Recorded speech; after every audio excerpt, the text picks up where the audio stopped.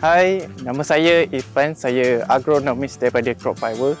Sekarang ni, kalau korang dapat lihat di belakang saya ni, kita berada di kebun DC777 di Jerangau, Terengganu. Okey. DC77 ni, kalau korang nak tahu, sebenarnya ia adalah variety baru di pasaran dan mendapat permintaan yang tinggi.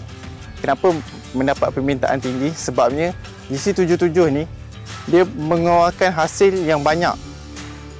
Apa yang bestnya DC77 ni, pokok ni orang kata kalau ada perubahan cuaca, contohnya daripada hujan ke panas ataupun panas ke hujan, pokok ni memang orang kata boleh tahan daripada rintangan penyakit lah dan tidak mudah kuning.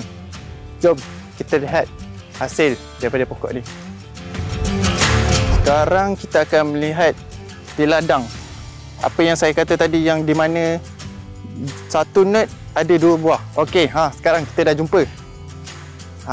Ni dia. Inilah keunikan DC777. Kalau kebiasaannya, kalau pokok timun ni, kebiasaannya satu nut memang ada satu buah. Tapi yang ni, satu nut boleh hasilkan dua buah. Di mana, kalau dua buah, kalau korang sendirilah tanam, satu nut ada dua buah, semestinya hasil lagi dua kali ganda. Dan buah dia pun gelap, memenuhi pasaran di Kelantan dan Terengganu. DC77 merupakan jenis monoecious. Monoecious di mana bunga betina dan bunga jantan seimbang. Kalau korang tengok dekat sini, memang banyak dan seimbang. Lagi satu yang orang kata yang orang suka sangat tanam DC77 ni, sebabnya buah dia bukan orang kata start dari atas, tapi buah dia start dari bawah. Korang tengok sini, sini buah dia ada, sini bawah polybag pun ada lagi buah dia. Jika start dari bawah, bermaksud pengeluaran hasil untuk pokok ni memang banyak. Sebabnya kita boleh ambil buah tu daripada bawah sampai ke atas.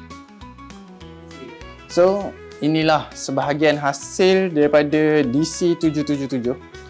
Di mana kalau kita dapat lihat di sini, DC777 ni orang kata buah dia tidaklah terlalu cerah dan tidaklah terlalu gelap, tapi sesuai untuk market di Malaysia, iaitu sekarang ni di Terengganu.